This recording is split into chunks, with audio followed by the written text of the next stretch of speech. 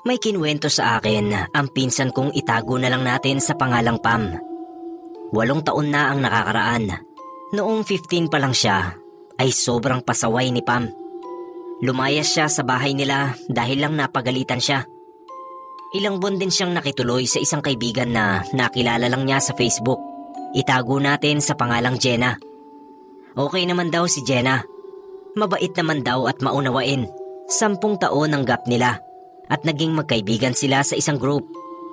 May trabaho daw sa call center si Jenna at mag-isang nangungupahan sa isang apartment.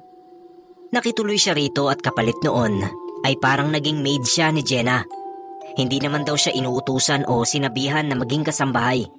Pero since nahihiya siya dahil wala siyang trabaho at si Jenna ang nagpapakain sa kanya, ay voluntary siyang kumikilos sa bahay. Naglalaba, naglilinis, nagluluto ng kaya niya.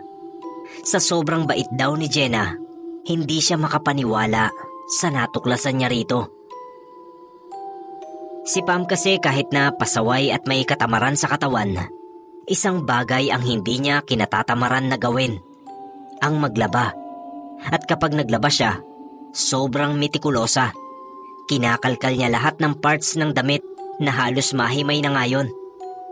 May napansin siya sa mga damit ni Jenna.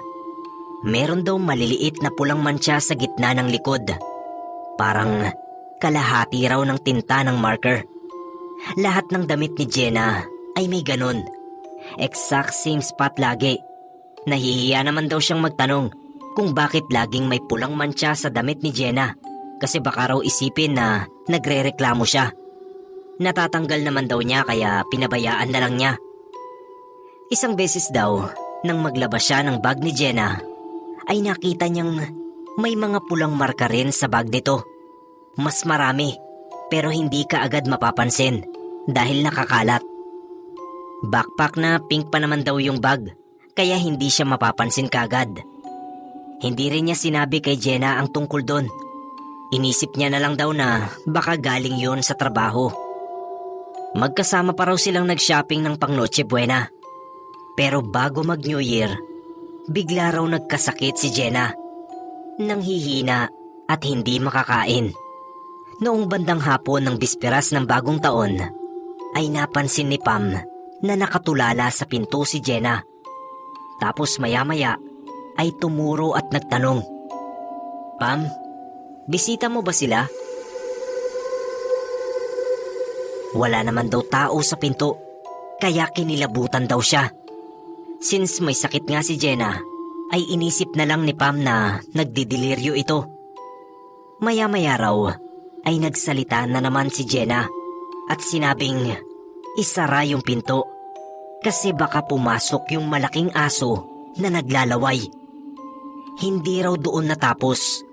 Bigla pang naging takot yung ekspresyon ng mukha ni Jenna. Sabay kumapit kay Pam at sinabihan siya na magdasal dahil nariyan na raw ang demonyo. Natakot na rin daw siya noon kasi kahit alam niyang nagdedeliryo si Jenna, ay nakakatakot naman ang mga sinasabi nito. Bigla raw nagkulap si Jenna at tumirik ang mga mata. As in nagkulay puti na raw. Tapos hindi gumagalaw pero nakangiti. Napaiyak na lang daw siya at humingi ng saklolo sa mga kapitbahay. Dadalhin na sana sa ospital si Jenna. Pero may isang albularyo pala roon sa lugar nila na nakakitang nagkakagulo na sila, kaya lumapit ito. Na-warningan na raw nito si Jenna na may naiinggit dito, kaya kailangan mag-ingat. Mabuti na lang daw at ganoon lang ang nangyari dahil intensyon talaga noong naiinggit na mapatay si Jenna. Itinaas lang daw noon ang damit ni Jenna sa likod at hinipa nito. Pagkatapos ay pinahiran yon ng sinunog na tawas. Nagkamalay daw si Jenna at nawala ang panghihina. Ayon sa albularyo ay kinulam si Jenna. Mas matindi raw sana ang mangyayari dito kung hindi nabura ang karamihan sa marka na inilagay rito. Minamarkahan daw si Jenna sa damit para masundan ito ng demonyo. Pero mahinang kulam lang daw ang napunta kay Jenna dahil nabubura kagad ang marka. Kumbaga, hindi ito masundan kasi nawawala nga yung marka.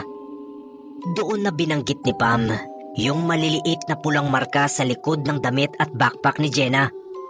Yun na nga raw yung marka, sabi ng albularyo. Kung hindi dahil kay Pam, ay baka namatay na si Jenna bago pa sumapit ang bagong taon. Iyak daw ng iyak noon si Jenna at sobrang pasasalamat sa kanya. Hindi na nalaman kung sino ang kumukulam kay Jenna. Pero mula noon, binabantayan na raw nito kung sino sa mga katrabaho ang may hawak na pulang marker kapag lumalapit sa kanya. Nasa ibang bansa na si Jenna, Sir Neb, at nakapag-asawa na. Pero hanggang ngayon ay lagi pa rin silang nag-uusap ni Pam.